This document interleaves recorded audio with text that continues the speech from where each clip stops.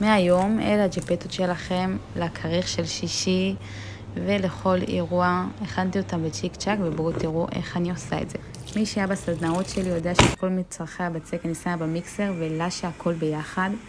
ואת הבצק המטורף הזה אני עושה במיקסר של קנווד, קוקינג שף, שלש לי אותו בצורה מטורפת. כן, וגם את ההטפחה אני עושה בתוך הקערת מקצה, בפונקציה ההטפחה של המיקסר שלי, אם גם לך במיקסר כזה, תכתבי לי למטה. והבצק מוכן לעבודה, שימו לב, איזה בצק מצוין, לא יבש, מבטיח לי ג'פטות, עסיסיות כאלה ומטורפות. ואני עושה את הקצורת קיפול הזאת, אני נותנת עוד הטפחה קצרה ומכניסה לאפייה.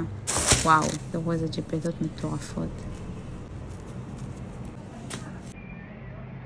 ברוך אתה אדוני אלוהינו מלך העולם, הוא מוציא לחם מן הארץ.